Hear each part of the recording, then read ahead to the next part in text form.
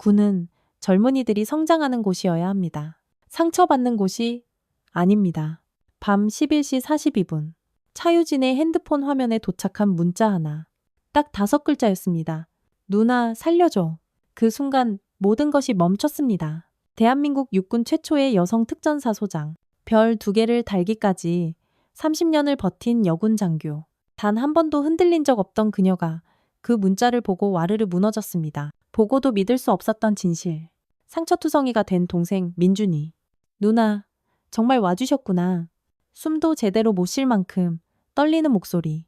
유진은 깨달았습니다. 이건 단순한 훈련이 아니었습니다. 군대라는 이름 아래 묵인된 폭력. 철저히 은폐된 진실. 누구도 나서지 않는 그 어둠 속으로 그녀는 스스로 헬기를 띄웠습니다. 내가 장군인 이유. 바로 오늘을 위해서였다. 이것은 한 장군이 동생을 살리기 위해 그리고 잃어버린 정의를 되찾기 위해 세상과 맞서 싸운 365일의 기록입니다.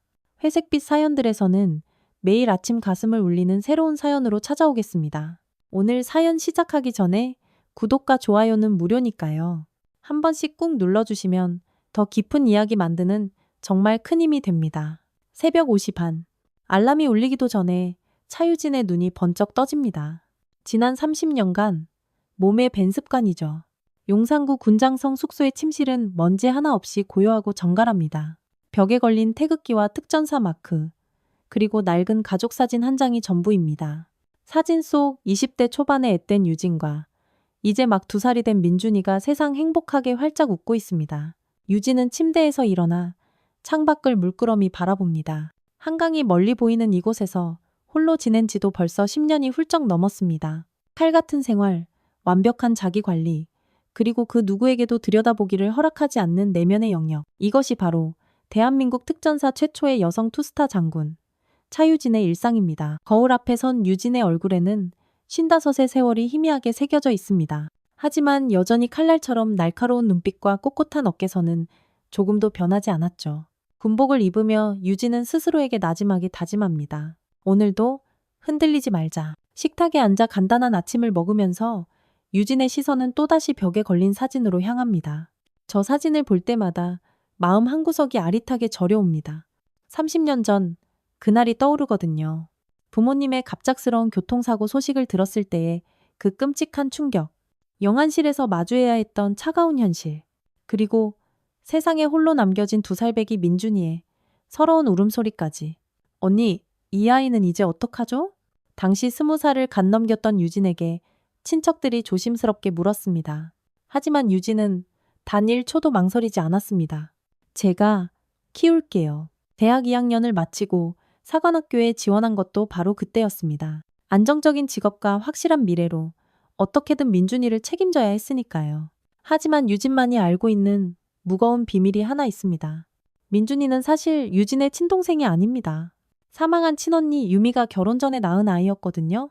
그 사실을 아셨던 부모님은 당신들의 호적에 양자로 올려주려 마음먹고 계셨습니다. 교통사고로 온 가족을 한나란시에 잃은 후 유진은 혼자서 이 모든 무거운 진실을 짊어져야만 했습니다.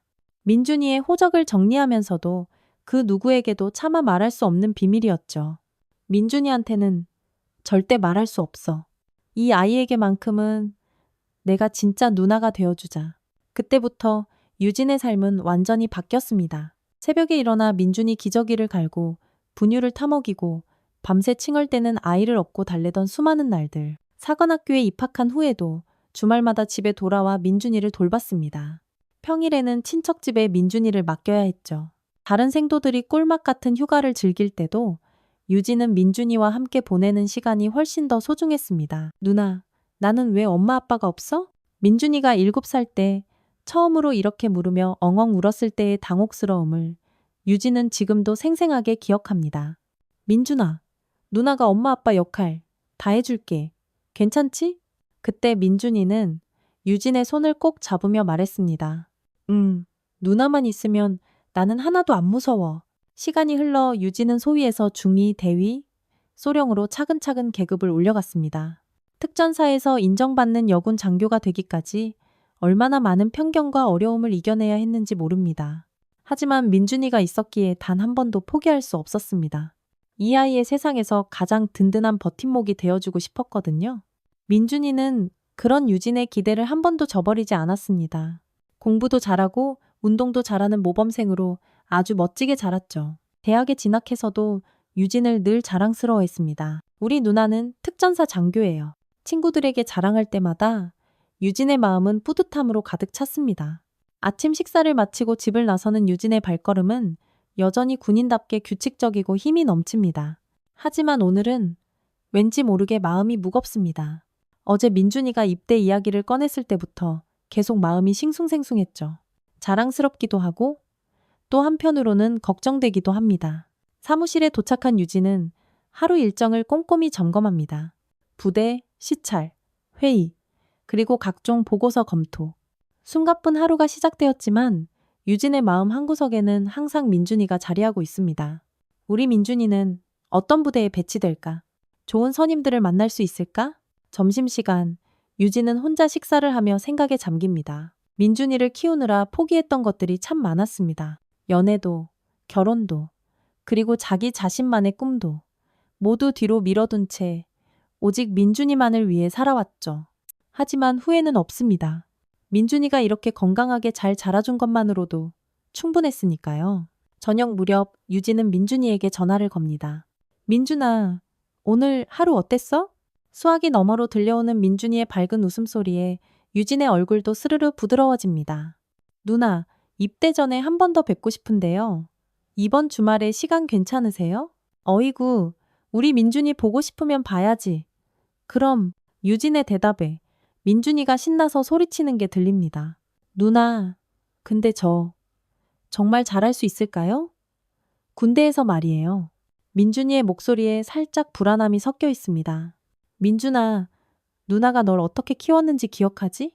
힘들어도 포기하지 않고 어려워도 당당하게 맞서는 거야. 그게 바로 우리 민준이잖아. 유진의 말에 민준이는 다시 밝은 목소리로 대답합니다. 맞아요, 누나.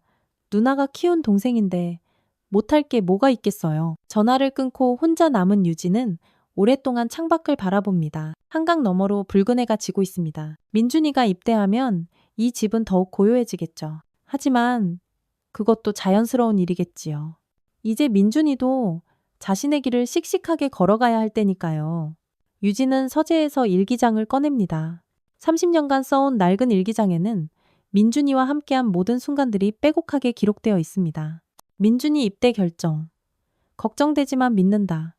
우리 민준이는 어디서든 잘해낼 거야. 이 누나가 키운 아이니까. 펜을 놓고 유진은 다시 한번 가족 사진을 바라봅니다. 평생 지켜온 비밀과 함께 오늘도 하루가 저물어갑니다. 일주일 후 토요일 오후 유진은 용산역에서 민준이를 기다리고 있습니다. 평소보다 일찍 나온 탓에 시간이 남아 역 앞 카페에 앉아 있습니다. 창밖으로 바쁘게 오가는 사람들을 보며 유진은 문득 민준이가 처음 대학에 입학했던 날을 떠올립니다.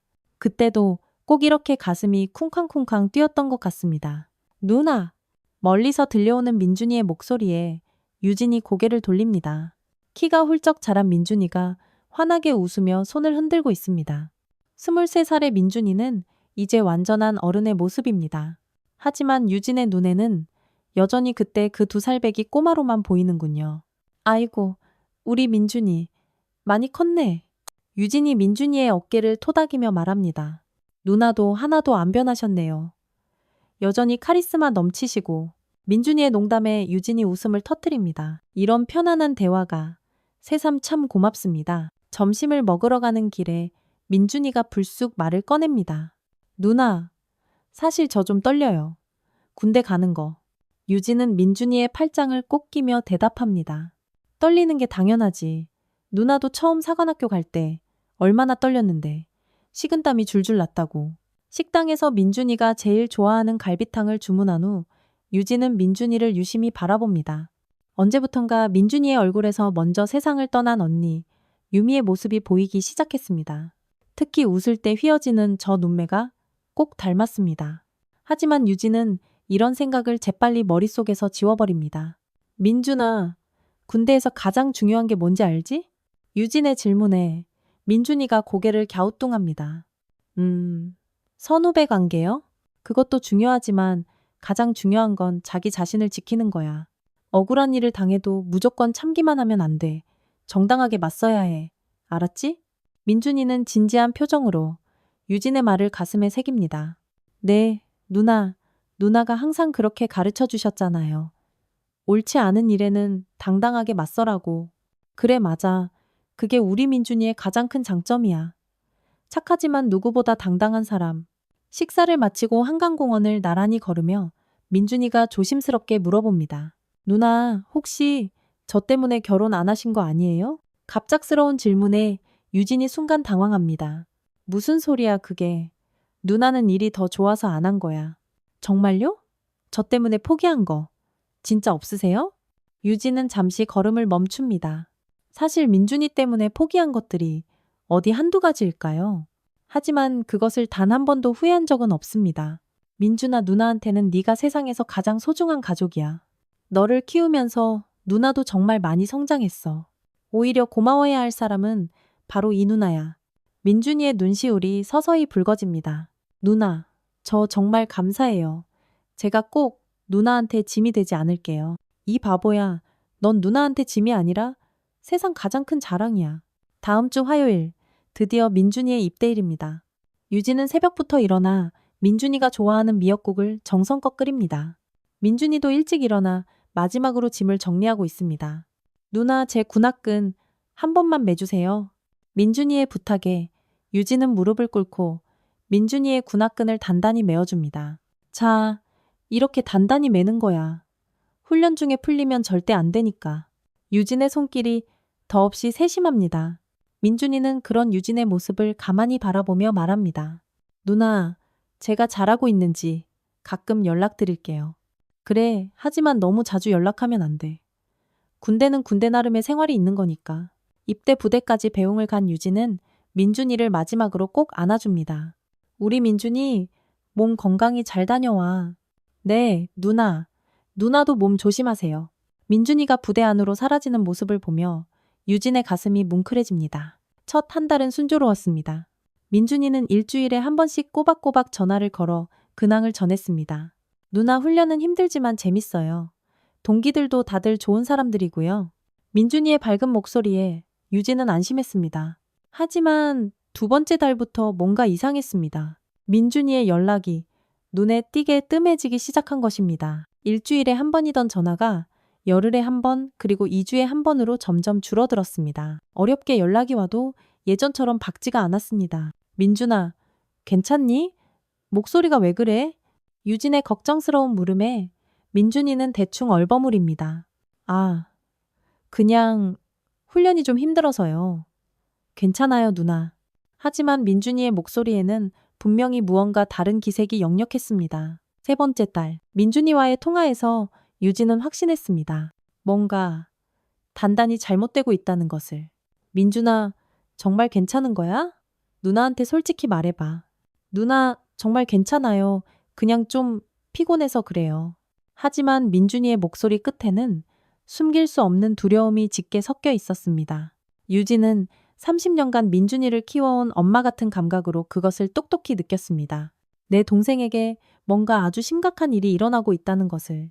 그리고 어느 날 밤 11시, 유진의 휴대폰에 민준이의 문자가 도착합니다. 누나, 나 너무 아파. 살려줘. 유진의 손이 사시나무 떨리듯 떨립니다. 즉시 민준이에게 전화를 걸지만 받지 않습니다. 한 번, 두 번, 세 번 계속해서 통화 중이거나 전원이 꺼져 있다는 차가운 안내 음성만 흘러나올 뿐입니다. 유진은 곧바로 민준이네 부대에 전화를 겁니다. 여보세요. 저는 육군 특전사령부 차유진 소장입니다. 기부대 강민준 일병과 통화 좀 부탁드립니다. 하지만 당직 부사관의 대답은 예상과 완전히 달랐습니다. 죄송합니다만 현재 대공 상태 훈련 중이라 모든 외부 연락이 통제되고 있습니다. 그럼 부대장님과 통화 부탁드립니다. 부대장님도 현재 훈련 지휘 중이십니다. 유진은 자신의 계급을 밝혔지만 아무 소용이 없었습니다. 마치 누군가 의도적으로 연락을 차단하고 있다는 느낌이 강하게 들었습니다. 유진의 불안은 순식간에 확신으로 바뀝니다. 민준이에게 반드시 무슨 일이 일어나고 있다는 것을. 다음 날 오전 유진은 다시 민준이네 부대에 전화를 겁니다. 이번에는 중령인 부대장 박도식이 직접 전화를 받습니다. 차 소장님, 민준이는 잘 지내고 있습니다. 단순한 신병 적응 과정에서의 혼란일 뿐입니다. 부대장님, 제가 직접 부대를 방문해도 되겠습니까? 유진의 요청에 부대장의 목소리가 싸늘하게 식어버립니다. 그것은 곤란합니다. 규정상 상급부대 지휘관의 직접적인 관여는 어렵습니다. 규정이요? 네. 아무래도 소장님 신분을 고려하면 전화를 끊는 유진의 얼굴이 얼음장처럼 차갑게 굳어집니다. 30년 군 생활의 경험으로 직감합니다. 저놈들 지금 뭔가 은폐하려 하고 있다는 것을, 그리고 그 중심에 내 동생 민준이가 있다는 것을. 유진은 책상 위 민준이 사진을 바라보며 나지막이 다짐합니다. 민준아, 누나가 반드시 구해낼게. 무슨 일이 있어도. 새벽 4시. 유진은 더 이상 기다릴 수 없었습니다. 민준이의 그 절망적인 문자를 받은 지 벌써 이틀이 지났지만 부대 측의 반응은 여전히 미적지근했습니다. 대공상태 훈련, 신병 적응 과정, 어이없는 핑계만 늘어놓을 뿐이었죠. 유진은 특전사령부 작전실로 향했습니다. 새벽이라 인적이 드물었지만 당직 장교들은 모두 유진을 알아보고 깜짝 놀랐습니다. 소장님, 이른 시간에 어인일이십니까? 헬기 한 대 지금 당장 출동시켜주세요. 아주 급한 일이 있습니다. 목적지는 어디신지요? 당직 소령의 질문에 유진은 단호하게 대답했습니다. 강원도 화천 제배기보 병대대입니다. 당직 소령의 얼굴에 당황한 기색이 역력합니다. 하지만 사전 승인 절차가. 소령, 지금 당장 헬기를 띄워주세요. 모든 책임은 내가 지겠습니다. 유진의 목소리에는 30년 군 경력의 서슬퍼런 위엄이 담겨 있었습니다. 당직 소령은 더 이상 아무런 반박도 할 수 없었습니다. 1시간 후 유진은 헬기에 몸을 싣고 칠흑 같은 어둠이 깔린 강원도 산간을 향해 날아가고 있었습니다. 창밖으로 보이는 새벽 풍경이 더없이 아름답지만 유진의 마음은 까맣게 타들어갈 뿐입니다. 민준아, 조금만 더 기다려. 누나가 꼭 갈게. 소장님, 목적지에 거의 다 왔습니다. 조종사인 김상사가 뒤를 돌아보며 말합니다. 고맙습니다, 김상사. 착륙 준비해주세요. 제배기보병 대대 헬기장에 착륙한 유진을 맞이한 것은 당황한 부대원들의 어쩔 줄 모르는 시선이었습니다. 박도식 중령이 허둥지둥 급히 달려 나와 경례를 붙입니다. 소장님. 이렇게 갑작스럽게 오시다니. 사전에 연락이라도 주셨으면. 부대장님, 강민준 일병은 어디 있습니까? 유진의 직설적인 질문에 박중령의 얼굴이 순간 굳어집니다. 현재 의무실에서 휴식을 취하고 있습니다. 의무실에요? 왜 의무실에 있는 겁니까? 훈련 중. 경미한 부상을 당해서. 박중령의 말이 채 끝나기도 전에 유진이 의무실 방향으로 휙 걸어갑니다. 안내해주세요. 박중령은 어쩔 수 없이 유진의 뒤를 따릅니다. 의무실 문을 열고 들어간 유진이 보게 된 것은 너무나 충격적인 광경이었습니다. 민준이가 침대에 누워있는데 온몸에 시퍼런 멍자국이 선명했습니다. 얼굴은 퉁퉁 부어있고 손등에는 담뱃불로 지진 것으로 보이는 끔찍한 화상 자국까지 있었습니다. 민준아! 유진의 부름에 민준이가 힘겹게 눈을 뜹니다. 누나? 민준이의 목소리는 거의 들리지 않을 정도로 희미했습니다. 유진이 민준이 옆에 주저앉아 민준이는 그동안 참았던 눈물을 와르르 터뜨립니다. 누나, 정말 와주셨구나. 민준이가 유진의 손을 붙잡으며 아이처럼 흐느낍니다. 유진의 가슴이 갈기갈기 찢어질 것만 같습니다. 20년 넘게 눈에 넣어도 아프지 않을 만큼 소중하게 키워온 민준이가 이런 끔찍한 모습이 되다니. 민준아, 괜찮아. 누나가 왔으니까 이제 다 괜찮아. 박중령이 뒤에서 조심스럽게 말을 꺼냅니다. 소장님, 이것은 단순한 훈련 과정에서. 닥치세요. 유진의 서슬퍼런 목소리가 의무실 전체를 가득 채웁니다. 이게 훈련 과정이라고요? 이 모습이요? 유진은 민준이의 상처를 하나하나 눈으로 확인합니다. 갈비뼈 부근의 시퍼런 멍, 팔뚝의 선명한 손톱 자국, 그리고 손등의 화상. 이 모든 것이 아주 체계적인 폭행의 흔적임을 유진은 한눈에 알 수 있었습니다. 누가 그랬니? 민준아, 누가 너한테 이런 짓을 했어? 유진의 물음에 민준이는 두려움에 가득 찬 눈빛으로 박중령을 힐끔 쳐다봅니다. 그리고 모기만 한 목소리로 말합니다. 최강혁, 대위요. 박중령의 얼굴이 더욱더 굳어집니다. 소장님, 이것은 명백한 오해입니다. 최 대위는 오해요. 이 아이 몸에 있는 상처가 오해라는 말입니까? 바로 그때 의무실 문이 벌컥 열리며 최강혁 대위가 들어옵니다. 키가 크고 건장한 체격의 최 대위는 유진을 보자 잠시 당황하지만 이내 태연한 척 경례를 붙입니다. 소장님, 최강혁 대위입니다. 유진이 최 대위를 뚫어져라 노려봅니다. 대위, 강민준 일병에게 무슨 일이 있었던 겁니까? 아, 훈련 과정에서 넘어져서 다친 것 같습니다. 별일 아닙니다. 넘어져서요? 유진의 목소리에 차가운 분노가 섞여 들어갑니다. 그럼 손등에 있는 이 화상도 넘어져서 생긴 거라고 변명하실 건가요? 최대위의 얼굴에 당황한 기색이 스쳐 지나갑니다. 민준이가 유진의 소매를 애타게 잡아당깁니다. 누나, 제발, 더 이상은. 민준이의 눈에는 극도의 공포가 서려 있습니다. 유진은 민준이가 그동안 얼마나 끔찍한 고통을 겪었을지 짐작이 가고도 남습니다. 부대장님, 즉시 이 사건에 대한 정식 조사를 시작하겠습니다. 유진의 선언에 박중령이 기겁하며 당황합니다. 소장님, 그건 우리 부대 내부 문제입니다. 상급 부대의 개입은 내부 문제요? 장병 폭행이 내부 문제라고요? 유진의 목소리가 점점 더 커집니다. 그럼 이 아이가 죽을 때까지 기다리기라도 하라는 말씀이신가요? 최 대위가 비웃는 듯한 표정을 슬쩍 짓습니다. 소장님, 군대라는 곳이 원래 다 그런 곳 아닙니까? 좀 거칠긴 하지만 그게 다 단련이 되는 거죠. 그 순간 유진의 참을성이 한계에 다다릅니다. 대위, 지금 뭐라고 했습니까? 유진이 최 대위 앞으로 성큼 다가섭니다. 장병 폭행을 단련이라고 했습니까? 최 대위는 자신도 모르게 뒤로 한 발짝 물러서며 말합니다. 아, 그게 아니라 즉시 이 대위를 구속하겠습니다. 유진의 명령에 의무실이 술렁입니다. 박중령이 급히 말립니다. 소장님, 잠깐만요. 이건 절차는 나중에 생각하겠습니다. 지금은 이 아이의 안전이 최우선입니다. 유진이 민준이의 손을 꼭 잡으며 말합니다. 민준아, 이제 정말 괜찮아. 누나가 모든 걸 해결해 줄게. 하지만 최 대위는 여전히 여유로운 표정입니다. 소장님, 저한테는 아주 든든한 뒷배경이 있습니다.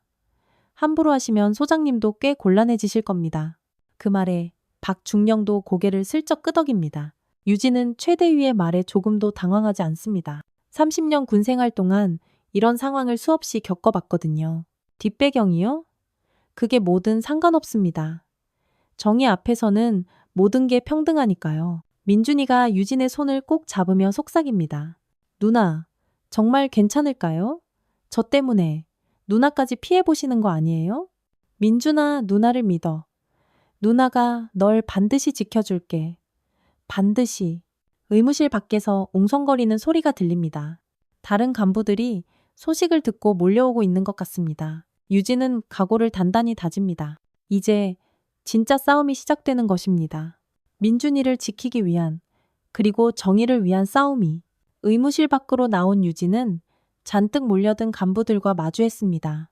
대대 전체가 그야말로 벌집을 쑤신 듯 술렁이고 있었습니다. 별 2개짜리 소장이 예고도 없이 갑자기 나타나 이런 소란을 피우니 어찌 보면 당연한 일이겠죠. 하지만 유진에게는 그런 따가운 시선들이 전혀 중요하지 않았습니다. 부대장님, 즉시 강민준 일병을 상급 병원으로 후송하겠습니다. 유진의 단호한 명령에 박중령이 난색을 표합니다. 소장님, 그 정도로 심각한 상황은 절대 아닙니다. 저희 부대 의무실에서 충분하다고요? 저 아이 상태를 직접 보고도 지금 그런 말씀을 하시는 겁니까? 최 대위가 옆에서 비아냥거리며 끼어듭니다. 소장님, 너무 호들갑 떠시는 거 아닙니까? 군대에서 이 정도 상처는 아주 흔한 일이죠. 그 순간 유진의 눈빛이 얼음장처럼 차갑게 변했습니다. 대위, 다시 한번 그런 식으로 말하면 그 자리에서 즉시 군사경찰을 부르겠습니다. 오후가 되자 유진은 부대 내에서 자체적으로 조사를 시작했습니다. 하지만 병사들은 마치 약속이라도 한 듯 굳게 입을 다물고 있었습니다.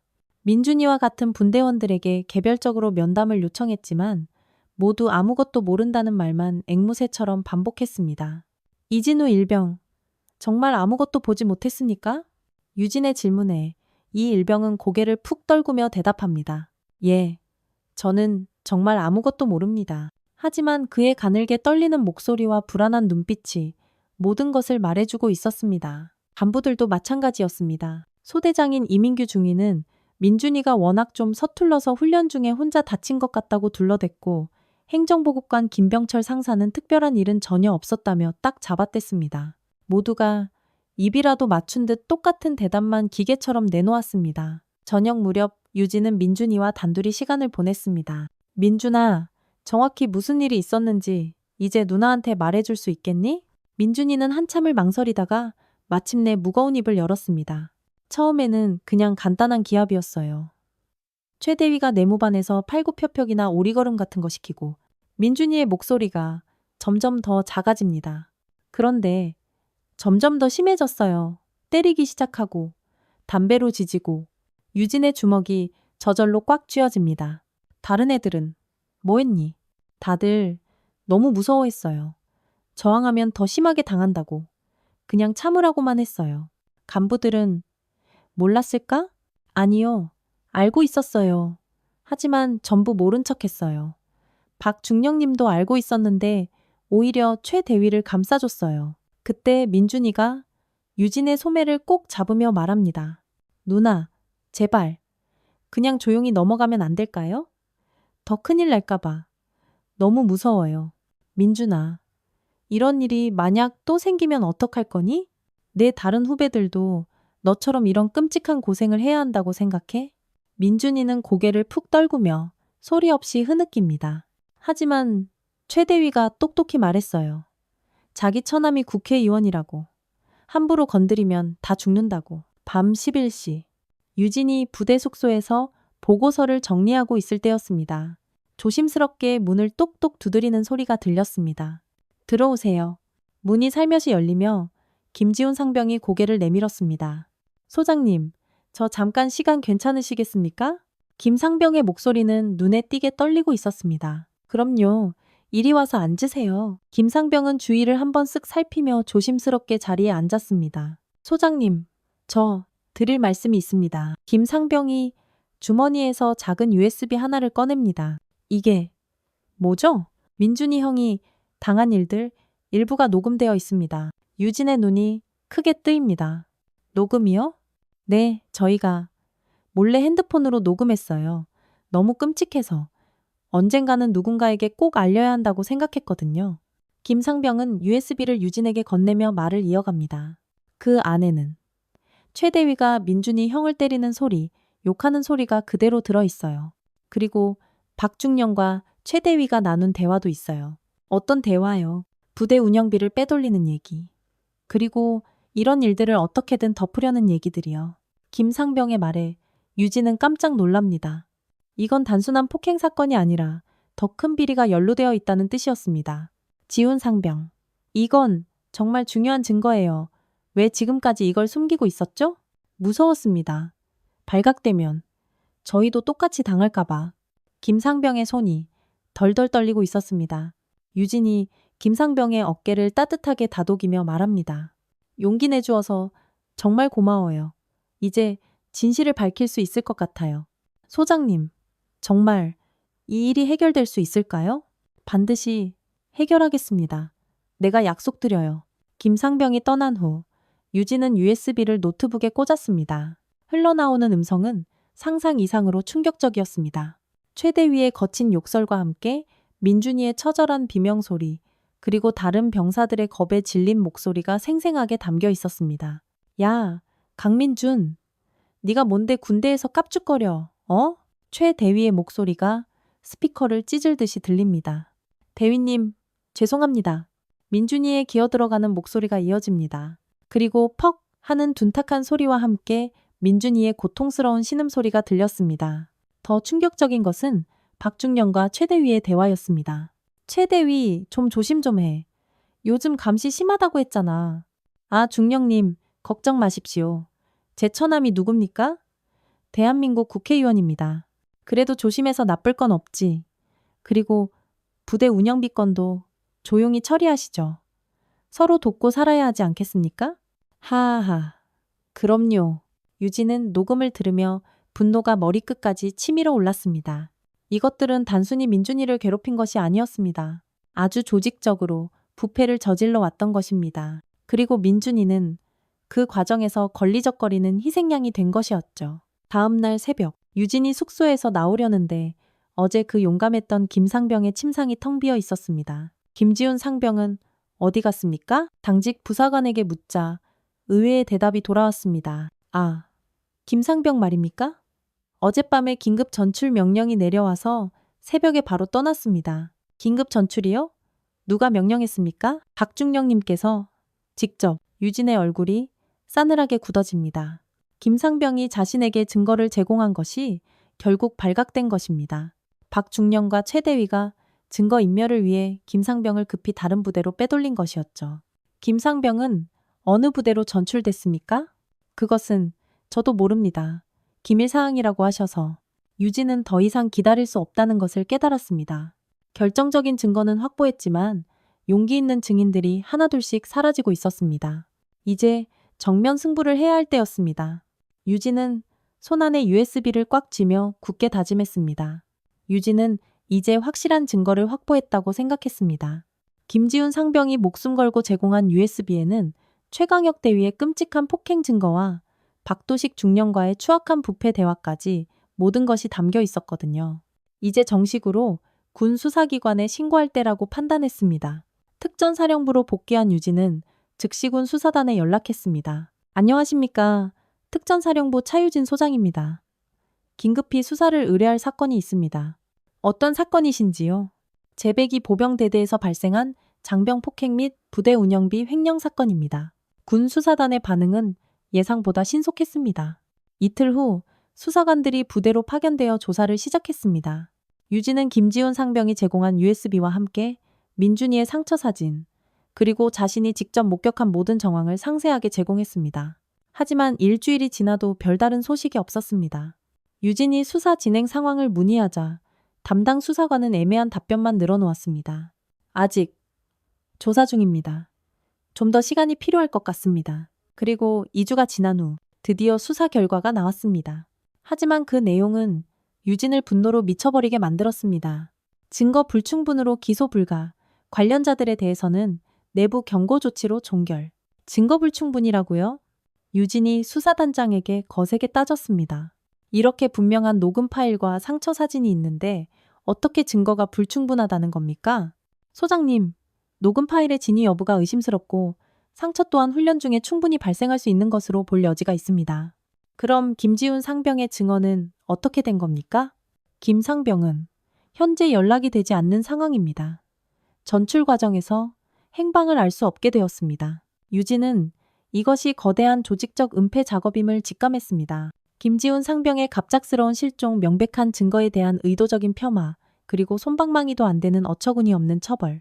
모든 것이 처음부터 계획된 수순이었습니다. 다음 날 유진에게 국방부 차관보실에서 연락이 왔습니다. 차 소장, 내일 오전 10시에 차관보님을 뵙고 오시기 바랍니다. 섬뜩한 예감이 들었지만 유진은 거부할 수 없었습니다. 국방부 청사에 들어선 유진을 맞이한 것은 싸늘하기 그지없는 분위기였습니다. 차관보실 앞에서 기다리는 동안 지나가는 사람들의 시선이 모두 차갑게 느껴졌습니다. 마치 문제를 일으킨 골칫덩어리를 보는 듯한 그런 시선이었죠. 들어오세요. 차관보실 문이 열리고 유진이 안으로 들어갑니다. 차관보 뒤에는 몇 명의 고위 간부들이 딱딱한 표정으로 앉아 있었습니다. 모두가 심각한 표정이었습니다. 차 소장, 앉으세요. 차관보의 목소리는 차갑기만 했습니다. 이번 제배기보 병대대 사건에 대해 이야기 좀 해봅시다. 예, 차관보님, 소장. 헬기를 무단으로 출동시킨 것은 명백한 월권 행위입니다. 알고 있습니까? 차관보님, 그것은 긴급 상황이었습니다. 제 동생이라고요? 차관보가 눈썹을 휙 치켜 올립니다. 군에서 지극히 개인적인 감정으로 공적 자원을 사용한 것이란 말입니까? 유진의 가슴이 답답하게 꽉 막혀 옵니다. 그렇지 않습니다. 명백한 장병 폭행 사건이었습니다. 하지만 수사 결과는 증거 불충분이었지 않습니까? 그럼 결국 소장의 판단이 잘못된 것 아닙니까? 옆에 앉아있던 인사참모부장이 말을 받습니다. 차 소장, 이번 일로 군 내부에 아주 좋지 않은 소문이 돌고 있습니다. 장성이 개인적인 관계로 부대에 부당한 압력을 넣었다는 그것은 사실이 아닙니다. 유진의 목소리가 저도 모르게 높아집니다. 저는 정당한 절차를 통해 정당한 절차라고요? 차관보가 냉소적으로 피식 웃습니다. 헬기 무단 출동이 정당한 절차입니까? 회의실의 분위기는 점점 더 유진에게 불리하게 돌아갑니다. 차 소장. 솔직히 말해서 이번 일은 선을 넘어도 한참 넘은 행동이었습니다. 그 정도면 중징계감입니다. 유진의 마음이 와르르 무너져 내립니다. 정의를 실현하려 했던 자신의 행동이 오히려 이렇게 큰 문제가 되고 있었습니다. 하지만 그 아이가 당한 일은 분명히 그 아이요? 차관보가 노골적으로 비웃습니다. 차 소장. 군대에는 수많은 그 아이들이 있습니다. 모든 개별 사안에 장성이 이렇게 직접 개입할 수는 없는 일 아닙니까? 회의가 끝난 후 유진은 복도를 걸으며 깊은 절망감에 빠졌습니다. 동료 장성들과 마주쳐도 모두 약속이라도 한 듯 시선을 피했습니다. 어떤 이는 뒤에서 수군거리며 말했습니다. 저러다가 별 떨어지겠네. 쯧쯧.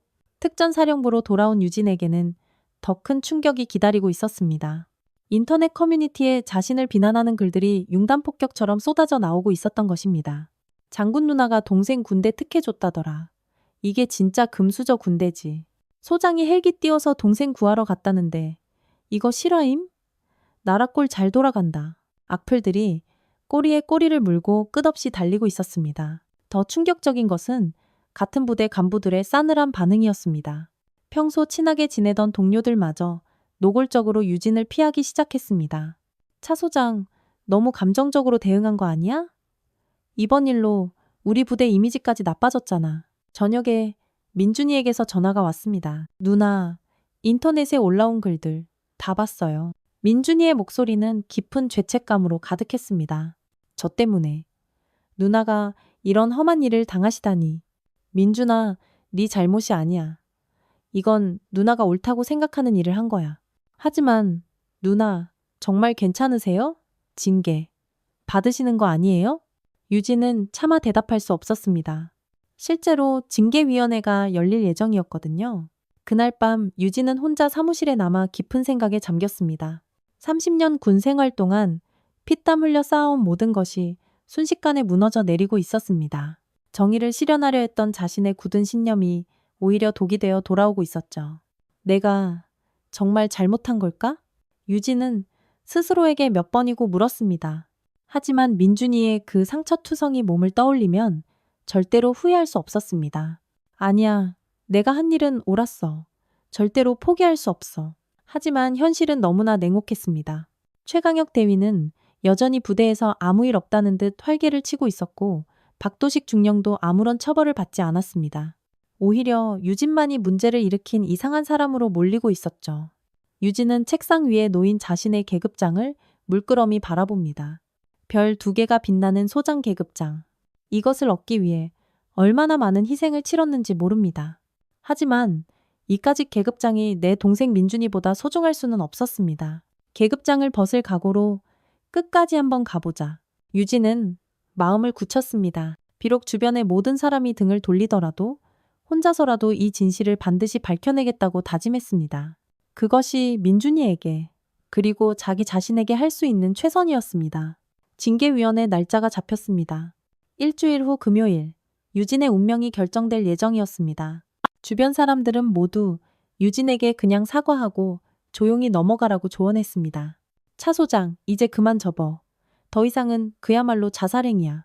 하지만 유진의 마음은 조금도 변하지 않았습니다. 민준이는 여전히 끔찍한 트라우마에 시달리고 있었고 그 악마 같은 최강혁 대위는 아무렇지 않게 부대에서 생활하고 있었습니다. 이런 말도 안 되는 상황에서 어떻게 포기할 수 있겠습니까? 수요일 저녁, 유진이 집에서 징계위원회 준비 자료를 정리하고 있을 때였습니다.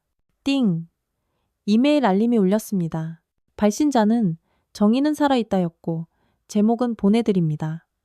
제가 할 수 있는 마지막입니다 였습니다. 유진은 조심스럽게 이메일을 열어봤습니다. 내용은 간단했습니다. 소장님, 용기 있는 행동에 진심으로 감사드립니다. 첨부 파일을 확인해 보세요. 저도 더 이상은 침묵할 수 없습니다. 첨부 파일은 동영상이었습니다. 유진이 파일을 실행하자 자신의 눈을 의심할 수밖에 없었습니다. 제배 기보병대대 내무반에서 촬영된 것으로 보이는 영상이었는데 최강혁 대위가 민준이를 포함한 여러 병사들을 집단으로 폭행하는 모습이 너무나 선명하게 담겨 있었습니다. 야, 너희들 똑바로 안 해? 군기가 아주 개판으로 빠졌어. 최 대위의 거친 목소리가 고막을 찢을 듯이 들려옵니다. 병사들은 바닥에 엎드려 팔굽혀펴기를 하고 있는데 조금이라도 자세가 흐트러지면 발로 차고 주먹으로 무자비하게 때렸습니다. 그리고 더 충격적인 장면이 이어졌습니다. 최 대위가 담배를 뻐끔뻐끔 피우며 민준이에게 다가가더니 담뱃불로 손등을 지지는 모습이 고스란히 담겨 있었습니다. 아, 민준이의 찢어지는 비명소리가 들렸고 다른 병사들은 겁에 질린 채 그저 바라만 보고 있었습니다. 이런 걸 당하고도 어디 가서 신고하면 지금보다 더 심하게 당할 줄 알아라. 알겠나? 최 대위의 살벌한 협박에 병사들은 그저 고개만 끄덕였습니다. 영상 마지막에는 최 대위가 음담패설을 짓거리며 병사들을 희롱하는 모습까지 담겨 있었습니다. 유진의 손이 부들부들 떨렸습니다. 이것은 결정적인 증거였습니다. 더 이상 증거 불충분이라는 어처구니 없는 핑계를 댈 수 없을 만큼 명확하고도 끔찍한 영상이었죠. 하지만 대체 누가 이런 위험을 무릅쓰고 영상을 촬영해서 보낸 것일까요? 이메일을 다시 확인해 보니 추가 메시지가 있었습니다. 저는 전출관 김지훈입니다. 이 영상은 제가 몰래 촬영한 것입니다. 전출 후에도 도저히 마음이 편하지 않아 이렇게 보내드립니다. 저도 더 이상은 침묵할 수 없었습니다. 김지훈 상병이었습니다. 갑작스럽게 전출되어 행방을 알 수 없었던 그가 마지막 남은 양심으로 이 결정적인 증거를 보낸 것이었습니다. 유진은 김상병의 그 엄청난 용기에 가슴이 뜨거워졌습니다. 다음 날 아침, 유진은 중요한 결정을 내렸습니다. 징계위원회에서 이 영상을 모두에게 공개하기로 한 것입니다. 국방부 고위 간부들 앞에서 추악한 진실을 낱낱이 드러내 보이겠다는 각오였죠. 금요일, 징계위원회가 열렸습니다. 국방부 대회의실에는 차관보를 비롯해 각 군의 고위 장성들이 모두 참석했습니다. 분위기는 예상대로 얼음장처럼 차가웠습니다. 모두가 유진을 문제를 일으킨 골칫덩어리로 보고 있었죠. 차 소장, 본인의 행동에 대해 해명해 보시기 바랍니다. 위원장인 차관보의 말에 유진이 자리에서 조용히 일어났습니다. 위원장님, 저는 정당한 이유가 있었습니다. 지금부터 그 증거를 보여드리겠습니다. 유진이 노트북을 꺼내자 위원들이 웅성거렸습니다. 또 무슨 변명을 하려는 건가? 이미 수사 결과까지 다 나오지 않았나? 하지만 유진은 조금도 개의치 않고 영상을 재생했습니다. 대회의실에 최강혁 대위의 거친 목소리가 울려 퍼졌습니다. 야, 너희들 똑바로 안 해. 그리고 이어지는 끔찍한 집단 폭행 장면. 위원들의 표정이 점점 딱딱하게 굳어갔습니다. 민준이가 담뱃불에 지져지는 장면이 나오자 회의실은 완전히 정적에 휩싸였습니다. 몇몇 위원들은 차마 눈뜨고 보지 못하고 고개를 돌렸습니다. 차관보의 얼굴도 새하얗게 질려 있었습니다. 영상이 끝나자 회의실은 한동안 무거운 침묵에 빠졌습니다. 유진이 마침내 입을 열었습니다. 위원장님, 이것이 제가 헬기를 출동시킨 이유입니다. 이런 끔찍한 일을 당한 제 동생을 그냥 모른 척 둘 수 없었습니다. 이 영상은 대체 어디서 구한 겁니까? 차관보가 떨리는 목소리로 물었습니다. 이 사건의 또 다른 피해자가 직접 보내준 것입니다. 더 이상은 침묵할 수 없다면서요. 인사참모부장이 급히 말했습니다. 이 영상의 진위를 먼저 확인해야 합니다.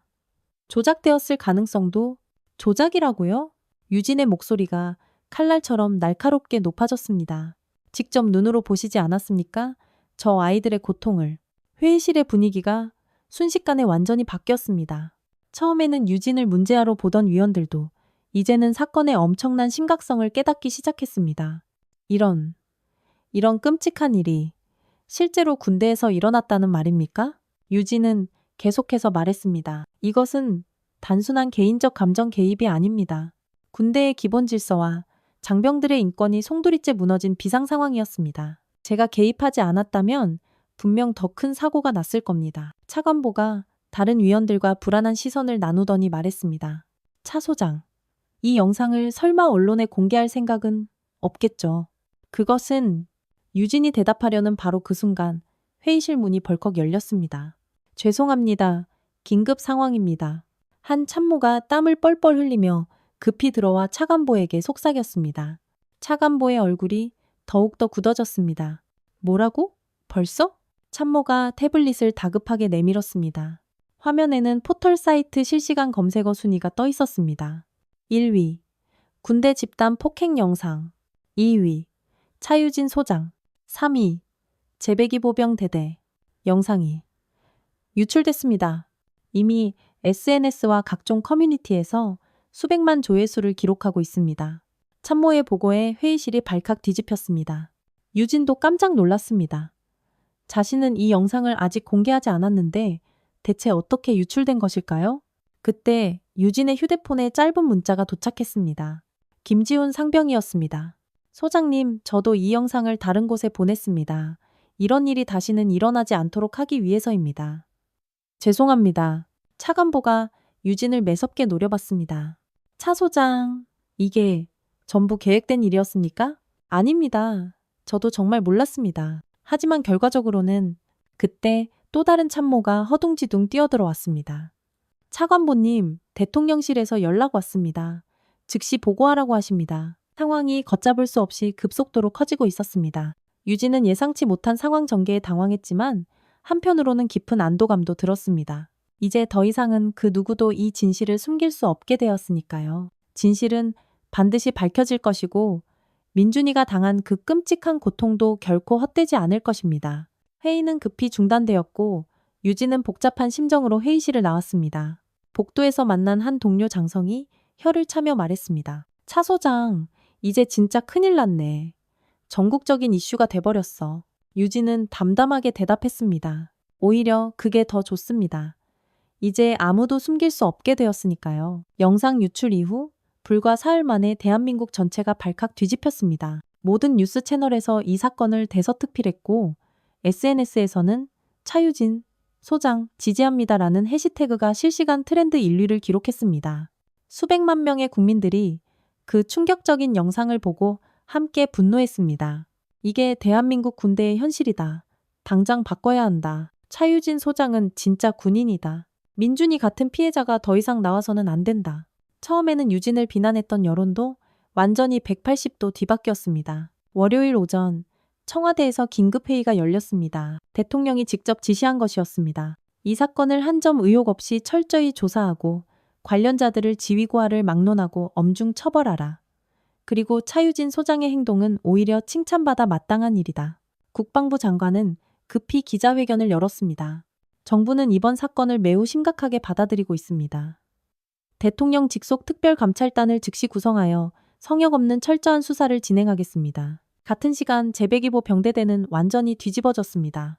특별감찰단이 부대로 들이닥쳐 압수수색을 시작했고 최강혁 대위와 박도식 중령은 그 자리에서 즉시 구금되었습니다. 더 이상 그들이 믿던 뒷배경이나 인맥은 아무 소용이 없었습니다. 최 대위가 감찰단에 질질 끌려가면서 악을 썼습니다. 이게 뭐야?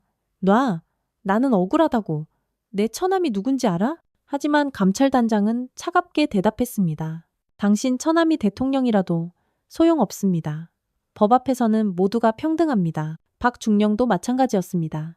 이건 과도한 처벌이야. 군대에서 이 정도는 흔한 일 아닌가. 흔한 일이라고요? 감찰관이 폭행 영상을 눈앞에 들이대며 말했습니다. 이게 당신 눈에는 흔한 일이라고 생각하십니까? 수사 과정에서 더 충격적인 사실들이 속속 드러났습니다. 최 대위의 끔찍한 폭행은 민준이만이 아니라 부대 내 다수의 병사들에게 상습적으로 가해졌던 것이었습니다. 그리고 박중령은 부대 운영비를 빼돌려 개인적인 용도로 펑펑 사용해왔습니다. 부대 내 다른 간부들도 줄줄이 소환되었습니다. 이중희는 폭행을 보고도 못 본 척 묵인한 죄로, 김중사는 은폐에 적극적으로 가담한 죄로 각각 기소되었습니다. 더 이상 모른 척할 수 없게 된 것입니다. 한 주가 지나자 사건의 전모가 명확하게 밝혀졌습니다.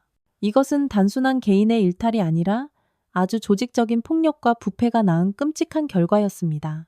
최 대위는 자신의 처남이 국회의원이라는 배경을 믿고 부대 안에서 무법천지처럼 행동해왔고 박중령은 이를 묵인하며 함께 부패에 가담했던 것입니다. 특별감찰단의 최종 수사 결과가 발표되었습니다. 최강혁 대위는 상해, 폭행, 협박, 성추행 등의 혐의로 구속 기소되었고 박도식 중령은 직권남용, 횡령, 증거인멸 등의 혐의로 함께 기소되었습니다. 재판 과정도 전 국민의 큰 관심을 받았습니다. 법정에선 최대위는 마지막까지도 반성하지 않았습니다. 저는 단지 부대 기강을 위해 한 일입니다. 요즘 신세대 병사들이 너무 나약해서. 하지만 판사가 법정에서 폭행 영상을 재생하자 최대위는 더 이상 아무 말도 잇지 못했습니다. 민준이도 증인으로 출석했습니다. 떨리는 목소리로 당시에 끔찍했던 상황을 증언했습니다. 매일매일이 지옥 같았습니다. 언제 또 맞을지, 언제 또 괴롭힘을 당할지 모르는 그 두려움 속에서 살았습니다. 왜 신고하지 않았습니까? 판사의 질문에 민준이가 대답했습니다. 신고하면 더 심한 보복을 당할 거라고 협박받았습니다. 그리고 누가 제 말을 믿어줄지도 확신할 수 없었습니다. 유진도 증인으로 출석했습니다. 저는 단순히 제 동생 한 명을 구하려 한 것이 아닙니다. 이런 끔찍한 일이 우리 군대에서 다시는 일어나지 않도록 하고 싶었습니다. 유진의 증언에 방청석에서 뜨거운 박수가 터져 나왔습니다. 김지훈 상병도 용기를 내어 법정에 섰습니다. 저는 더 이상 침묵할 수 없었습니다. 제 동료가 고통받는 모습을 그저 보고만 있을 수는 없었습니다. 김 상병의 용기 있는 증언은 사건의 결정적인 증거가 되었습니다. 재판부는 아주 엄중한 판결을 내렸습니다. 최강혁 대위에게는 징역 6년이 선고되었습니다. 피고인의 행위는 군인의 기본 품위와 인간의 존엄성을 송두리째 짓밟은 결코 용서받을 수 없는 중대한 범죄입니다. 판사의 선고에 법정이 숙연해졌습니다. 박도식 중령에게는 징역 4년과 함께 횡령한 금액의 전액 환수 명령이 내려졌습니다. 피고인은 부하를 보호해야 할 지휘관으로서의 신성한 의무를 저버렸을 뿐만 아니라 부패에까지 적극적으로 가담했습니다. 다른 공범들도 각각 그에 상응하는 처벌을 받았습니다. 폭행을 보고도 못 본 척했던 간부들은 강등 처분과 함께 강제 전역 조치되었습니다. 보고도 못 본 척하는 건 역시 범죄라는 메시지가 우리 사회에 명확히 전달되었습니다. 판결 후 법정을 나서는 유진에게 기자들이 구름처럼 몰려들었습니다. 소장님, 소감 한 말씀만 해주십시오. 유진은 잠시 생각하더니 담담하게 입을 열었습니다. 정의는 때로 늦을 수는 있어도 결코 사라지지 않는다는 것을 다시 한번 확인했습니다. 하지만 이것으로 끝이 아닙니다.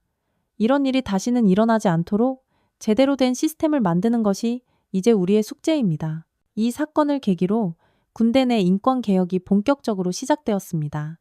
국방부는 전 부대를 대상으로 긴급 인권 교육을 실시했고 보다 신속하고 안전한 신고 체계를 구축했습니다. 무엇보다 군인권 감찰관이라는 새로운 직책이 신설되었습니다. 민준이는 안전한 부대로 전속되어 남은 복무를 무사히 마쳤습니다. 심리치료도 꾸준히 받으며 끔찍했던 트라우마를 서서히 극복해 나갔습니다. 누나 덕분에 새로운 부대에서 정말 좋은 선임들을 만났어요. 한 달 후 유진에게 아주 특별한 제안이 왔습니다. 대통령 직속 군인권위원회의 초대위원장직이었습니다. 차 소장님의 용기와 신념이 우리 군대를 바꾸어 놓았습니다. 앞으로도 계속해서 이 길을 꿋꿋이 걸어주시기 바랍니다. 유진은 한참을 고민한 끝에 제안을 받아들였습니다. 이제 개인적인 싸움이 아니라 모든 장병들을 위한 더 큰 싸움을 해야 할 때였습니다. 제가 겪었던 아픈 일이 다른 가족들에게는 다시는 일어나지 않도록 하겠습니다. 취임 기자회견에서 유진은 굳게 다짐했습니다. 이제 더 이상은 그 누구도 침묵하지 않겠습니다. 제 동생 같은 피해자는 우리 군에 다시는 없도록 만들겠습니다. 그 말에 참석한 모든 사람들이 뜨거운 박수를 보냈습니다. 6개월 후 유진은 대통령 직속 군인권위원회 위원장으로서 완전히 새로운 삶을 살고 있었습니다. 용산구에 위치한 인권위원회 사무실은 매일 전국 각지에서 오는 신고 전화와 이메일로 쉴 틈 없이 분주했습니다. 더 이상 혼자만의 외로운 싸움이 아니었습니다. 위원장님, 이번 주에만 신고 접수가 47건입니다. 김 과장이 보고서를 들고 왔습니다. 작년 같은 기간보다 300%나 증가했네요. 유진은 복잡한 심정으로 자료를 검토했습니다. 신고가 늘어난 것이 문제가 그만큼 많아서인지 아니면 이제는 신고할 용기가 생겨서인지 판단하기 어려웠습니다. 하지만 긍정적인 변화도 분명히 있습니다. 김 과장이 밝은 표정으로 덧붙였습니다. 예전에는 신고를 해도 묻히거나 오히려 보복당하는 경우가 대부분이었는데 이제는 즉시 조사가 들어가고 처벌도 아주 확실히 이루어지고 있어요. 유진은 고개를 끄덕였습니다. 지난 6개월 동안 인권위원회를 통해 처리된 사건들은 모두 공정하고 신속하게 해결되었습니다. 가해자들은 엄중한 처벌을 받았고 피해자들은 적절한 보호와 치료를 받을 수 있었습니다. 그 중에서도 가장 기억에 남는 것은 위원회가 맡은 첫 번째 사건이었습니다. 경기도의 한 부대에서 발생한 집단 따돌림 사건이었는데 피해 병사가 견디다 못해 자살을 시도했던 아주 심각한 상황이었습니다. 예전 같았으면 개인적인 문제나 부적응으로 처리되고 말았겠지만 이제는 달랐습니다. 유진이 직접 현장에 가서 조사를 지휘했고 가해자들은 모두 군사법정에 회부되었습니다. 피해 병사는 전문적인 치료를 받으며 빠르게 회복 중이었고 그 부대는 인권교육 모범부대로 완전히 거듭났습니다. 위원장님, 민준 씨한테서 연락 왔어요. 비서가 전화를 건네주었습니다. 유진은 반가운 마음으로 전화를 받았습니다. 민준아, 어떻게 지내니? 누나, 저 지금 저녁 준비하고 있어요. 이제 저녁이 한 달밖에 안 남았거든요. 민준이의 목소리는 예전처럼 아주 밝고 씩씩했습니다. 새로운 부대에서의 생활이 그를 많이 변화시켰습니다. 선임들이 정말 너무 좋아요. 저도 이제 후임들한테 절대 그런 일 없도록 잘 챙겨주고 있고요. 다행이다.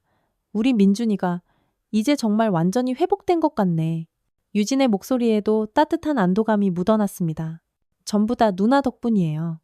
누나가 아니었다면 저는 아마 그런 말 하지 마. 이제 다 지난 일이야. 민준이는 잠시 망설이더니 조심스럽게 말을 이어갔습니다. 누나, 저 전역하면요. 저도 누나처럼 다른 사람들을 도와주는 일을 하고 싶어요. 제가 겪은 일이 헛되지 않도록요. 정말? 유진이 깜짝 놀랐습니다. 어떤 일을 생각하고 있니? 군 인권 관련 NGO 같은 곳에서 일하고 싶어요. 피해자들 상담도 해주고 법적인 지원도 도와주고요. 제가 직접 겪었던 일이니까 누구보다 더 잘 이해할 수 있을 것 같아요. 유진의 눈시울이 뜨거워졌습니다. 그토록 힘들어했던 민준이가 이제는 다른 사람들을 돕겠다고 말하다니. 민준아, 정말 자랑스러워. 하지만 너무 무리하지는 마. 아직 완전히 회복된 게 아닐 수도 있으니까. 괜찮아요, 누나. 오히려 이런 일을 하는 게 저한테 더 큰 도움이 될 것 같아요. 제 아픈 경험이 또 다른 누군가에게는 희망이 될 수 있잖아요. 전화를 끊고 유진은 오랫동안 깊은 생각에 잠겼습니다. 민준이의 변화가 너무나 대견하고 기특했습니다. 피해자에서 이제는 다른 피해자들을 돕는 사람이 되려 한다니. 이것이야말로 진정한 회복이 아닐까요? 오후에 유진은 국정감사에 참석했습니다. 국회 국방위원회에서 군 인권 개선 현황을 보고하는 자리였습니다. 의원들의 날카로운 질문이 이어졌습니다. 위원장님, 지난 6개월간의 성과를 구체적으로 말씀해 주시죠? 네, 의원님. 우선 신고 건수가 폭발적으로 늘어났습니다. 이는 위원회에 대한 신뢰도가 그만큼 높아졌다는 의미로 해석됩니다. 그리고 사건 처리 기간도 평균 7일로 대폭 단축되었습니다. 처벌 수위는 어떻습니까? 가해자에 대한 처벌이 대폭 강화되었습니다. 과거에는 경고나 주의 조치에 그쳤던 사안들도 이제는 강등이나 강제 전역 조치가 내려지고 있습니다. 한 의원이 날카로운 질문을 던졌습니다. 하지만 일각에서는 처벌이 너무 과도하다는 지적도 있는데요. 유진은 단호하게 대답했습니다. 의원님, 인간의 존엄성을 짓밟는 행위에 과도한 처벌이란 있을 수 없습니다. 오히려 지금까지가 너무 관대했다고 생각합니다. 앞으로의 계획은 무엇입니까? 예방교육을 더욱 강화하고 피해자 보호 시스템을 전국적으로 확대할 예정입니다. 그리고 무엇보다 문화를 바꾸는 것이 중요합니다. 폭력을 당연시하는 그릇된 군대 문화를 뿌리부터 근절해야 합니다. 국정감사가 끝난 후 유진은 기자들과 만났습니다. 위원장님, 6개월간 일하시면서 가장 기억에 남는 일이 있다면 무엇인가요? 모든 사건이 기억에 남지만 특히 피해자들이 상처를 회복하고 다시 일어서는 모습을 볼 때 가장 큰 보람을 느낍니다. 개인적으로는 어떠세요? 민준 씨는 잘 지내고 계신가요? 네, 덕분에 이제 완전히 회복되었습니다. 오히려 다른 피해자들을 돕고 싶다고 말할 정도로요. 그게 제게는 가장 큰 자랑입니다. 마지막으로 국민들께 하고 싶은 말씀이 있다면 부탁드립니다. 유진은 잠시 생각하더니 진심을 담아 말했습니다. 군대는 젊은이들이 꿈을 키우고 성장하는 곳이어야 합니다. 상처받고 좌절하는 곳이 아니라요. 대한민국의 모든 부모님들이 안심하고 자녀를 군대에 보낼 수 있는 그날까지 저는 제자리에서 계속 노력하겠습니다. 저녁에 집으로 돌아온 유진은 거실 벽에 걸린 낡은 가족 사진을 바라봤습니다. 예전과 똑같은 사진이지만 이제는 전혀 다른 의미로 다가왔습니다. 더 이상 혼자서 짊어져야 할 무거운 비밀이 아니라 그 어떤 시련에도 끊어지지 않을 사랑으로 이어진 따뜻한 가족의 끈이었습니다. 책상에 앉아 일기를 쓰면서 유진은 지난 1년을 조용히 돌아봤습니다. 민준이의 끔찍한 고통으로 시작된 일이 이제는 수많은 장병들의 희망이 되었습니다. 한 개인의 아픔이 우리 사회 전체를 바꾸는 거대한 변화의 동력이 된 것입니다. 민준아, 네가 겪은 고통이 결코 헛되지 않았어. 유진은 혼잣말로 나지막이 중얼거렸습니다. 이제 너 같은 아이들이 다시는 생기지 않을 거야. 이 누나가 꼭 약속할게. 마지막 문장을 쓰며 유진은 입가에 희미한 미소를 지었습니다. 오늘도 정의로운 하루였다. 내일도 계속해서 이 길을 걸어가자. 30년간 군인으로 살아온 유진에게 완전히 새로운 사명이 시작된 것입니다. 이제는 어깨 위의 계급장이 아니라 가슴속의 뜨거운 신념으로, 차가운 권력이 아니라 따뜻한 사랑으로 세상을 바꾸어 나가는 진정한 리더가 된 것입니다.